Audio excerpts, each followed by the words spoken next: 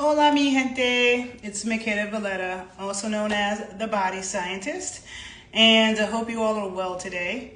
In case you're unfamiliar with me, I am an exercise physiologist, sports nutritionist, holistic sports nutritionist, medical cannabis science consultant, and a sacred sexual educator. Hello. And I study all of the ways, all of the things that, all the ingredients, everything we need in the toolbox to take our body to its highest level and its fullest potential for us to be as healthy and happy as possible, okay? Because you're definitely happier when you're healthy. So people talk, I talk, I do a lot of videos about nutrition, about fitness and working out, the importance of strength training. I think dance is very important. So there are many different things that go in this toolbox. And I feel like one thing that people don't speak about enough is having a healthy sex life. I think that people undermine that a lot.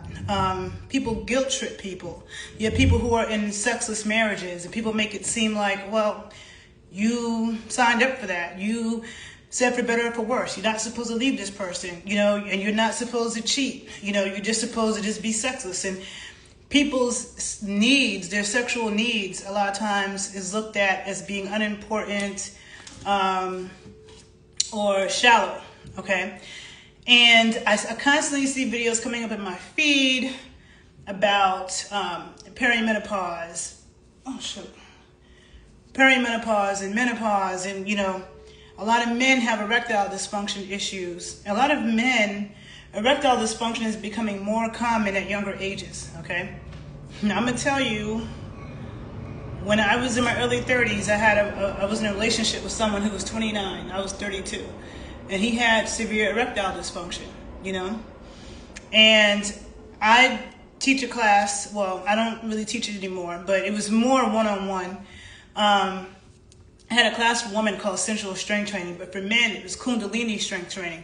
And I did teach a class in Atlanta once, and I did teach it in Costa Rica once, but a lot of times it was more one-on-one because men are not going to come to a class full of men to talk about their sexual issues and what's going on with their genitals and stuff like that, whereas a woman will. Okay, so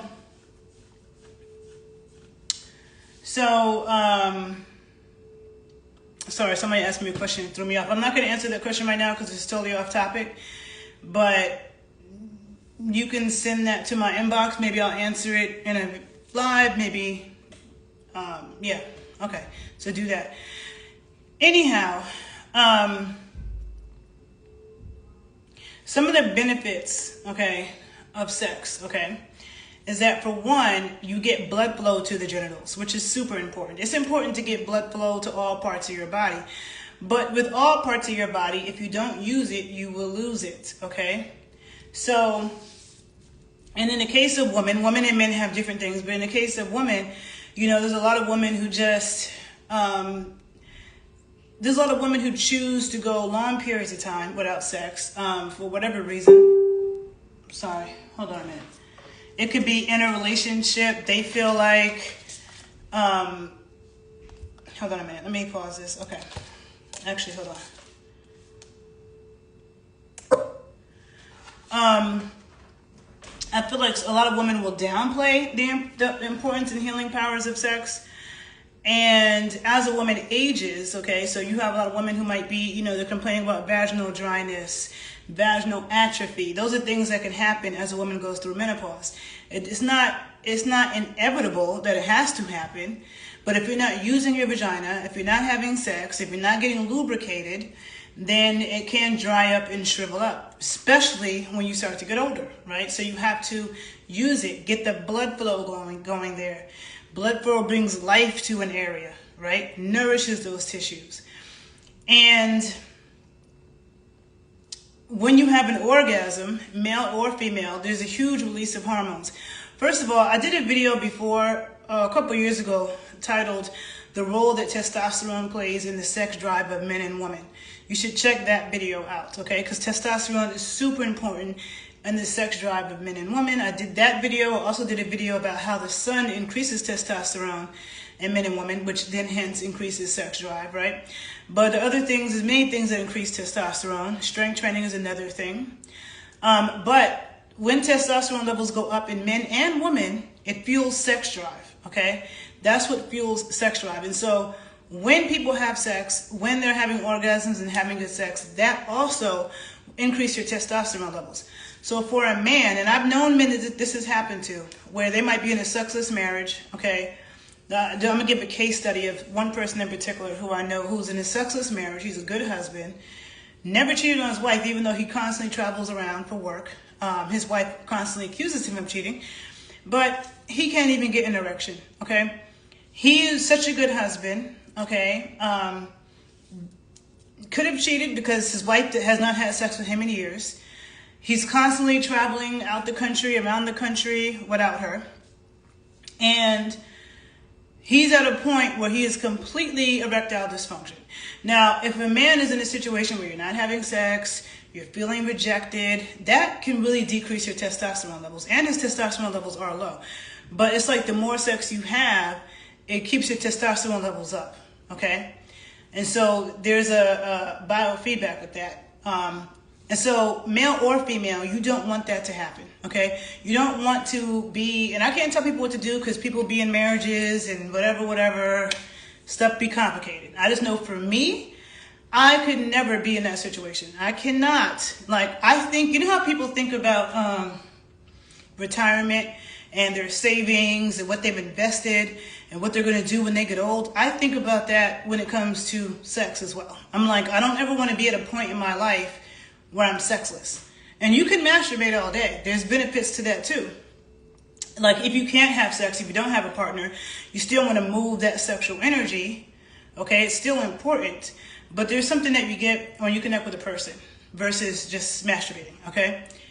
Also, you have the oxytocin, all the different hormones that are released, DHEA, yada, yada, yada. I also did a video in the past talking about like the medicinal properties of semen, okay?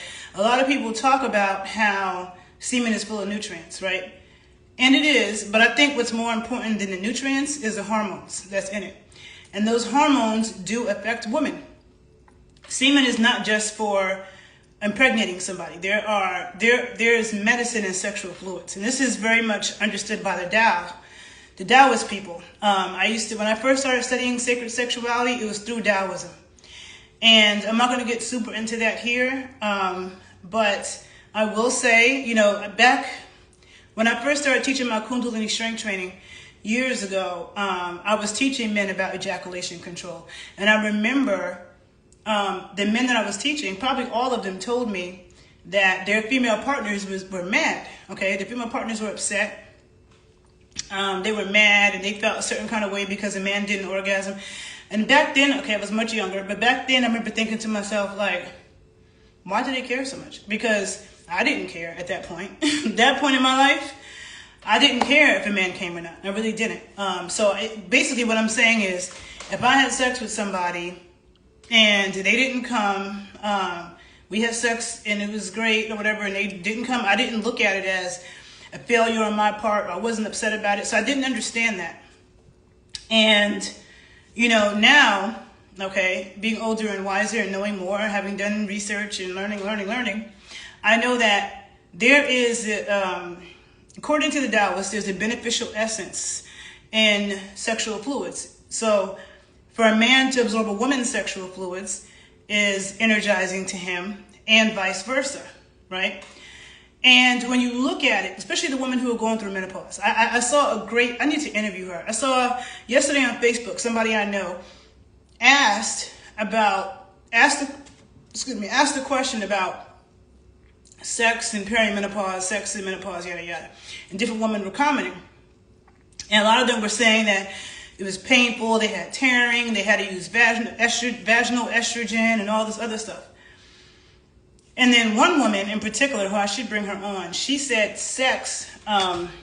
having sex, like, stopped her menopause, right? Now this woman she's a married woman, okay, but she has other boyfriends. She's in an open marriage, and which I think is a smart thing to be in an open marriage. And it doesn't mean that you have to be having sex with everybody. People hear openness, they think, oh, you're having sex with everybody. But I think it's unrealistic to expect one person to meet all your sexual needs for the rest of your life.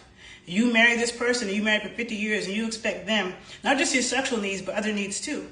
And there's a lot of different dynamics people have in relationships. And because people put all this expectation on this one person, when things happen, that person can't perform for whatever reason, or you guys are mismatched for whatever reason. People go without having their needs met. Now people go being sexless, and that can make people be in a bad mood. Okay? The thing I was saying too about the semen is that a lot of women are using vaginal estrogen and vaginal testosterone, but all of that is in semen as well, right? And the vaginal tissues, now I'm a science person, so there's a lot, I'm constantly reading and researching science, and I like to keep things as close to nature as possible, because what I've learned, there's two different kinds of scientists. There's scientists who like to manipulate nature, and there's scientists who like to understand it, okay? I'm the latter. I like to understand it. I feel like when you try to manipulate nature and bypass certain things, it backfires on you. So what I mean by that is, I don't believe in messing with hormones.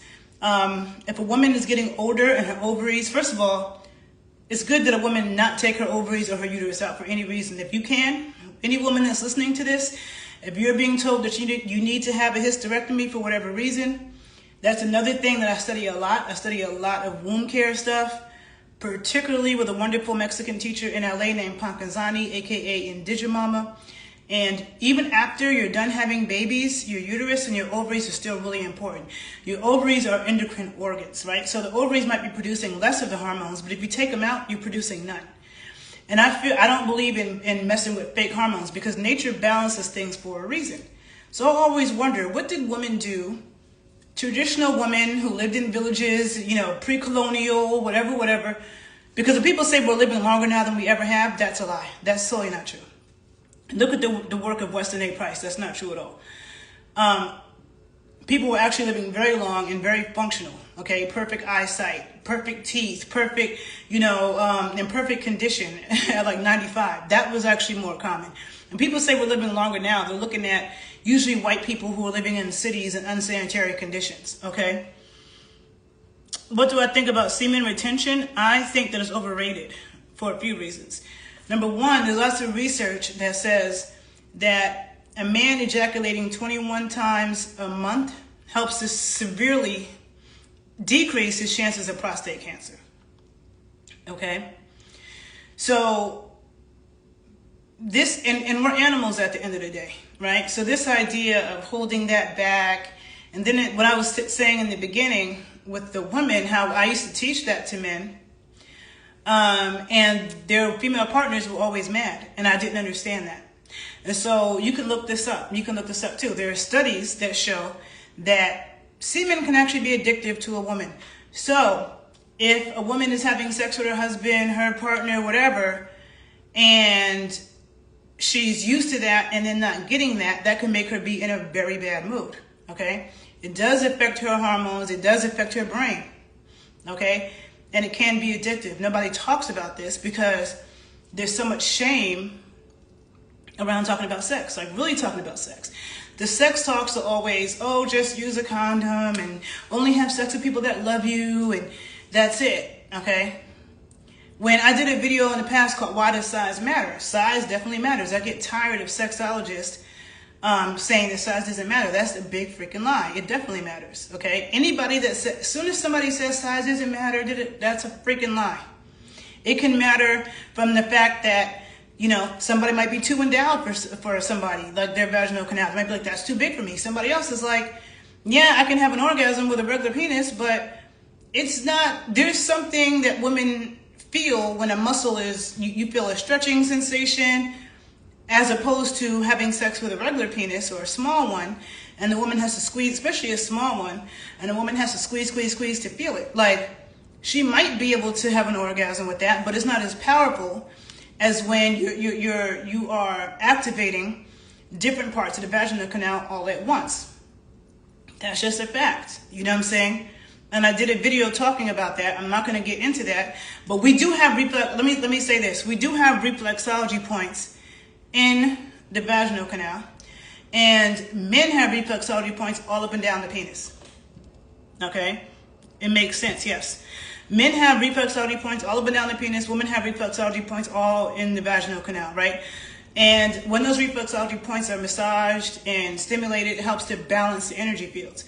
Reflexology points are connected to meridians. Meridians are connected to different organs and emotions in the body. So you have the heart, the lungs, the lung meridian, the heart meridian, the small intestine meridian, and they're associated with emotions. And when meridians are unbalanced, okay, when they're not balanced, it can cause all kinds of issues, like physical issues, but also emotional issues as well, right? And so this is also why if a penis is too long and it can't get all the way inside of a woman, it can cause issues with him because let's say he has reflexology points all up and down the penis. And only this much gets stimulated and this part can't go in. So that means that all of these reflexology points are getting stimulated and these aren't. That creates an imbalance. Same thing in the vaginal canal. Penis is too short. And her vaginal canal, only part of it is getting stimulated, but not all of it. And I think that the acupressure point for the lungs is like deep up by the cervix, which is probably why when women get penetrated deeply, they get louder, right? And it's almost universal. I don't care what language a woman speaks. It's like the same sounds from the same things. Someone said, is that why someone would cry during sex?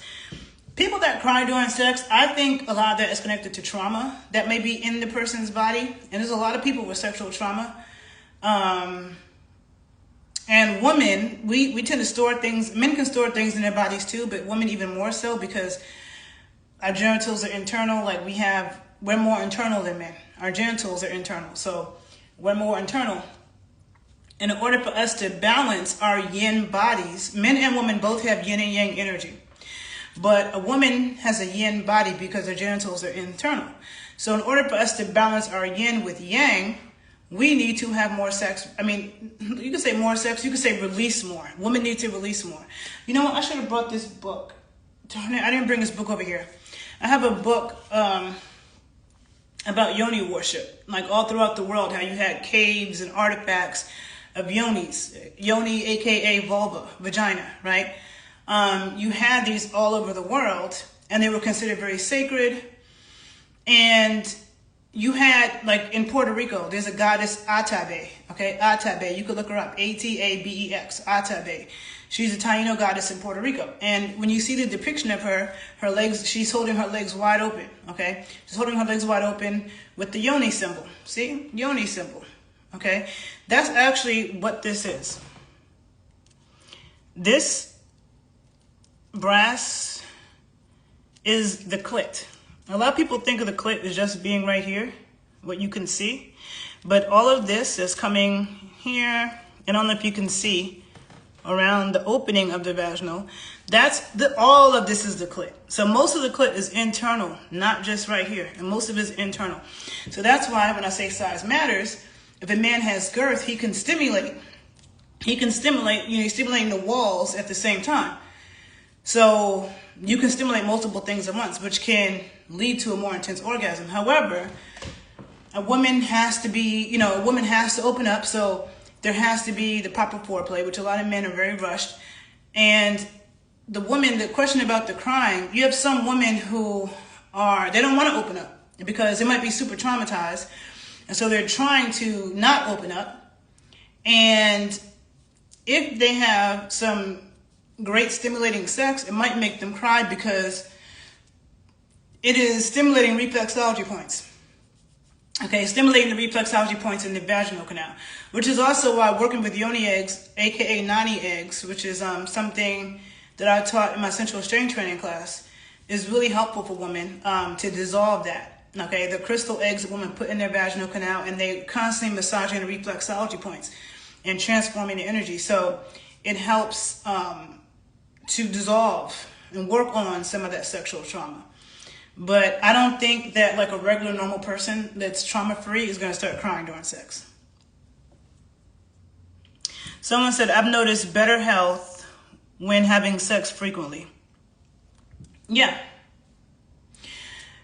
Your sex drive and your ability to perform sexually is a mirror of your health. It's a mirror of your health. Foreplay should not be rushed. The build-up is the best thing.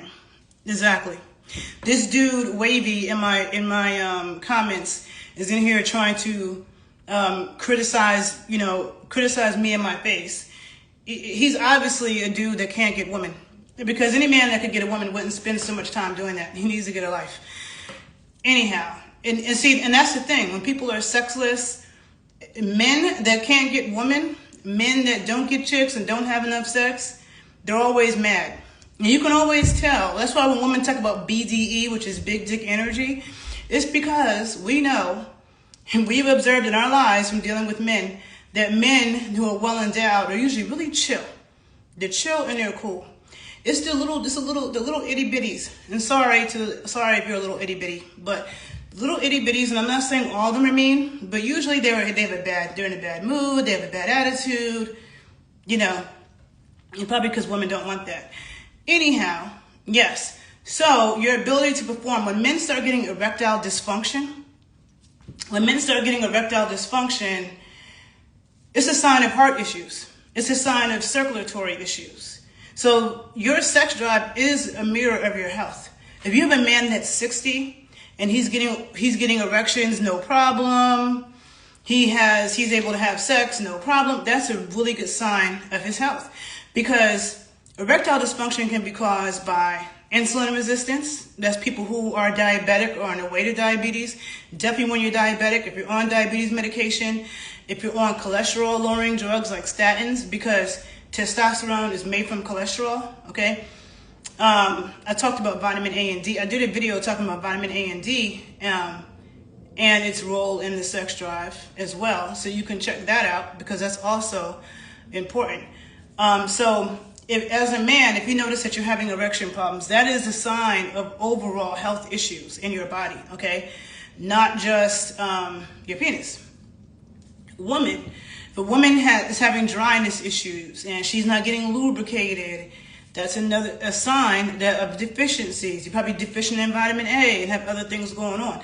So having a good, healthy, strong libido is also a marker of good health.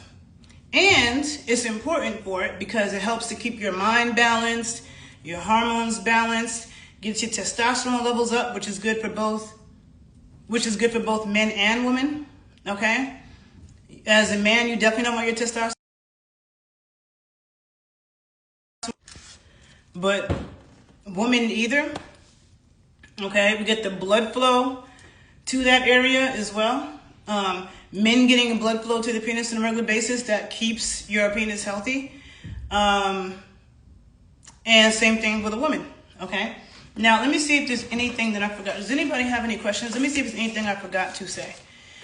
People are definitely in a much better mood, and studies show, when they have good sex on a regular basis, okay?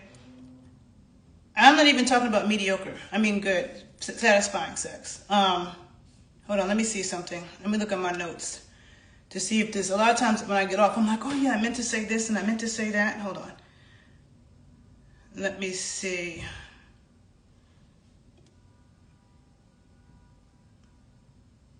Okay, let me see. I have my notes. I'll be going off my head.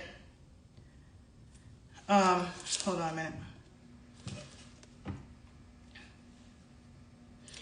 And hold on, let me see.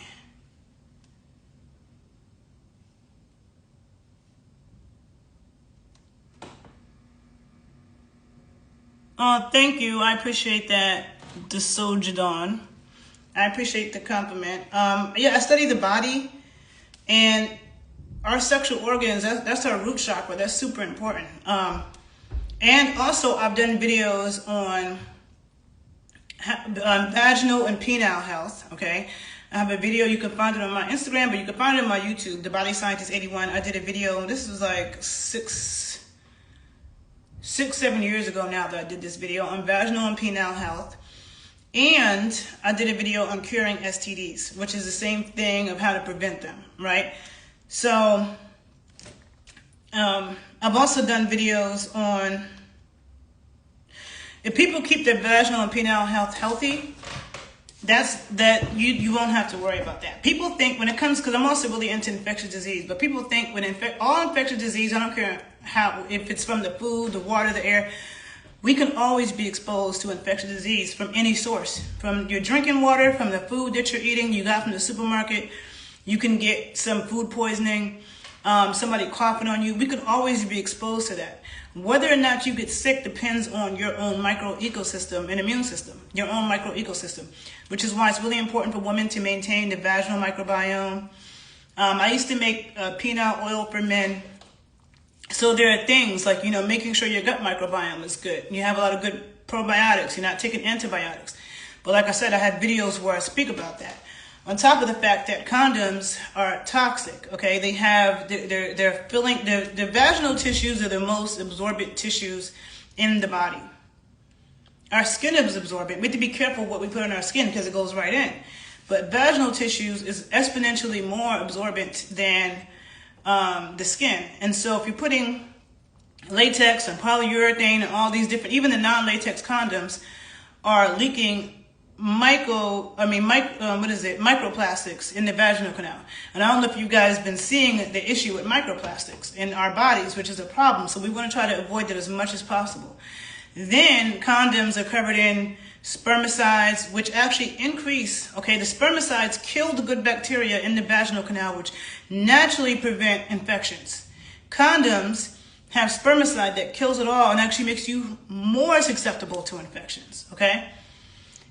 And then the lubricants and stuff are all cancer-causing agents. If you don't believe me, go look it up, okay? These are things they don't tell you because they want to sell you all these things. People have been on the planet for hundreds of thousands of years. And condoms, using latex condoms stuff is fairly new. Do you see animals using that? You know what I'm saying? But of course they want to tell you that so they can sell you something that they feel like you can never have sex without it. And it's really poisoning the body, especially for women. Because how much uterine, ovarian cancer do we see? And so women are just putting, the tampons, the pads, the toilet paper, the condoms, anything that's touching a woman's vagina, the sex toys. Sex toys are leaking microplastics and toxins as well. You can't tell me that a sex toy is healthier than a penis, skin on a penis. You can't tell me that sucking on latex that has cherry flavor is healthier than sucking on skin on a penis. I'm sorry, okay? And there are many things that you can do. There's aloe, there's coconut oil, there's many antimicrobial things. But the condoms are covered in toxins, and that's just true. And so my approach to health, I don't believe in trying to solve one problem by causing another. So you're trying to not get an STD, but now you're going to give yourself cancer. Makes no sense. You're going to try to prevent an STD, but you're increasing your chances because you're destroying your vaginal microbiome. That doesn't make sense, right? Our bodies are wiser than that. And people don't understand how the immune system works, okay?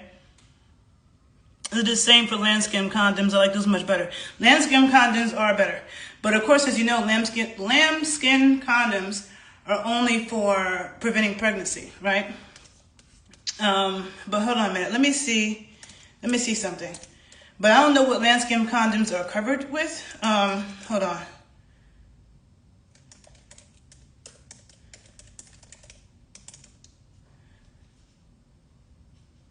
Let me see.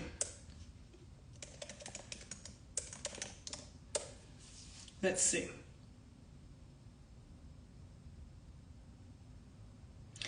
Okay, so the lambskin condoms, they have an oil-based lubricant, such as refined mineral oil or silicone oil, okay? I don't think either one of those should go inside of a vagina, right? And they do that to reduce friction, of course. I think that mineral oil should never go in your skin at all. Mineral oil is super poison and toxic.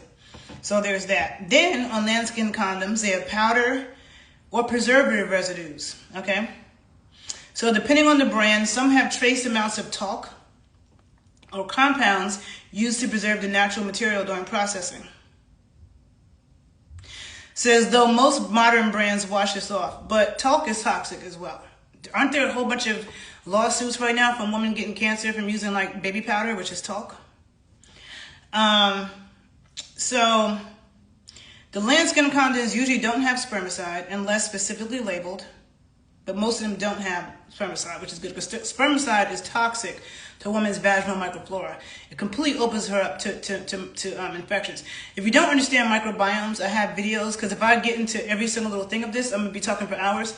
But I do have videos that talk about the microbiome. So it's important to maintain the vaginal microbiome, the intestinal microbiome, the microbiome in your gut and on your skin. Let me see something.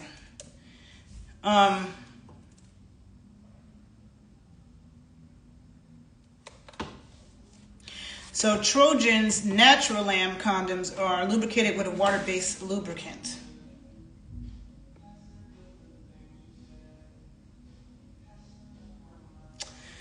But these water-based lubricants, people think is just like water, because you hear the word water, but it's water with toxic chemicals. Like water-based, to me, there's no lubricant better than natural lubricant that comes from a woman's vagina, because mucus is a part of our immune system. A lot of people don't realize this. Mucus is a part of your immune system. The vitamin A in mucus helps to eat up stuff and get it out your body. So the vaginal mucus is very antimicrobial, very antiviral, antibacterial, especially if a woman has adequate vitamin A and her microbiome is healthy. Okay, so those two things, the natural lubrication of a woman helps to prevent an infection, but you use a condom that's full of toxins, then it dries the woman out. Now you have to use a toxic water-based lubricant. Hold on a minute. Hold on. I'm gonna ask another question. Let me look something else up. Yeah, talc is definitely dangerous.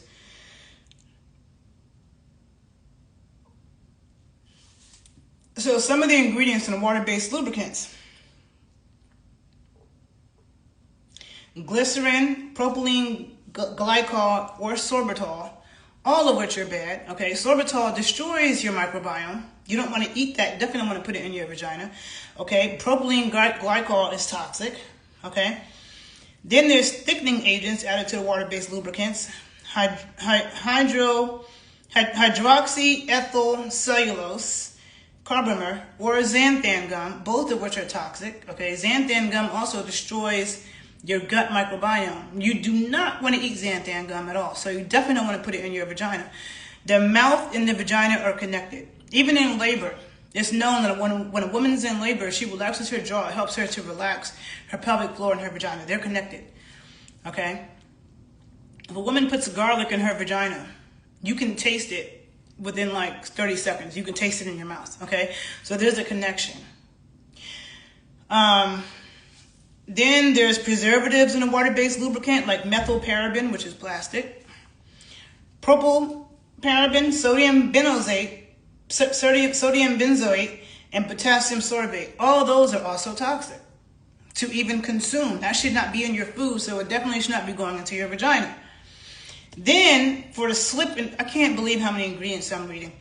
For the slip and feel enhancers in the water-based lubricant, they use dimethicone, polyquaternium. I haven't even heard of this. And I've taken a lot of chemistry.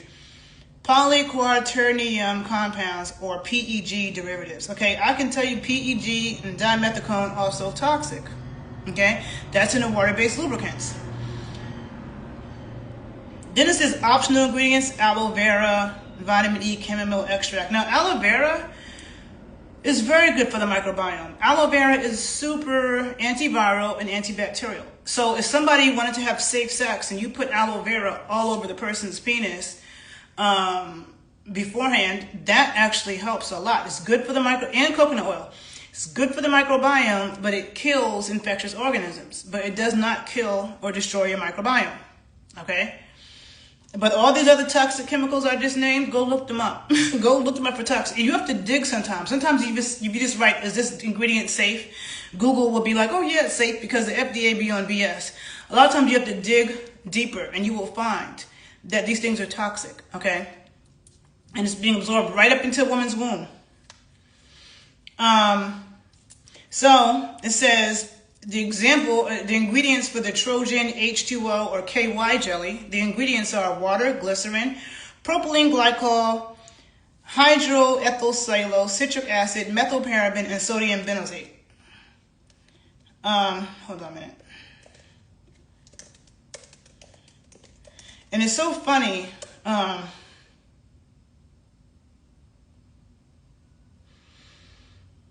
Sodium benzoate is a preservative used in foods, cosmetics, and lubricants to prevent bacterial and fungal growth. And so they can say, the FDA can say it's recognized as safe. The FDA says a lot of things are safe that's not safe. But it says the FDA listed it as grass, which is generally recognized as safe, which I told you is like a lot of BS, okay? And then it says high doses can cause irritation, skin, eyes, or mucous membranes. And what's in the vagina? Mucous membranes. In combination with ascorbic acid, vitamin C, it can form benzene, a known carcinogen. Carcinogens are things that cause cancer. But this typically requires heat.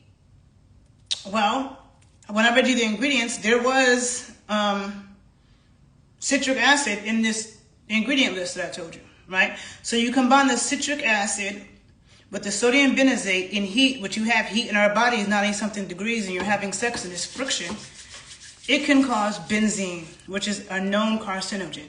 You see how you have to dig for the truth? They'll tell you, oh, the FDA says it's generally regarded as safe. I don't want anything in my body that's generally regarded as safe. I want it to be definitely safe, okay?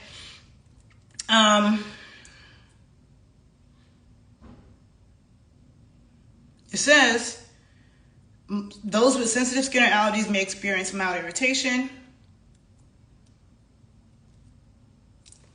Hold on a minute. I'm going to read you one other thing. The parabens, and I already said the sodium benzoate is killing the bacteria, which also messes up the microbiome in the vagina.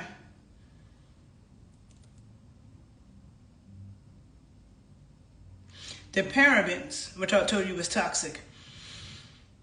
Some studies raise concerns about estrogen-like activity from parabens. It's a lot of the sorbates, the potassium sorbate, you know, the glycerin can feed yeast. Okay, so and propylene glycol irritates mucous membranes.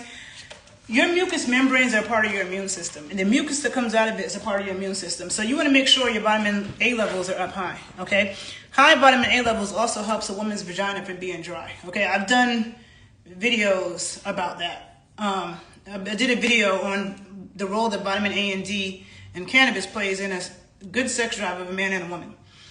But anyhow, I think I said what I wanted to say about the toxicity of the condoms and what's on them, okay?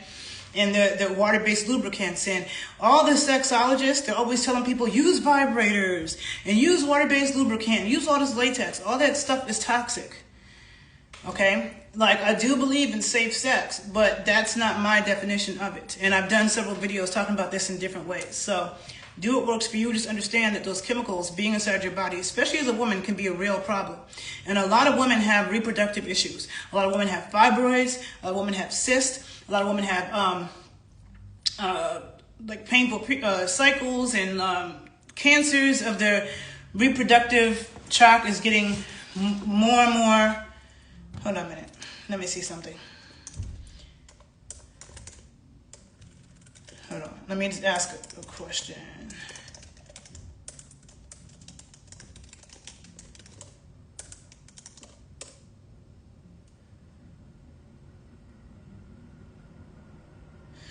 I knew this. I'm a critical thinker, but I knew. I asked if reproductive cancers are on the rise, and they're sure they are. all cancers are really, but reproductive cancers are definitely increasing. Okay, so it's important to, all cancers are increasing. I've done a lot of videos talking about cancer too. It's important to be careful about what you're putting in your body and on your body. But just understand that sex ed, a lot of this comes from religion, is fear-based, okay? It's fear-based, and it's only focused on, oh, you can get pregnant, or you can get diseases and your dick will fall off, and that's it, right?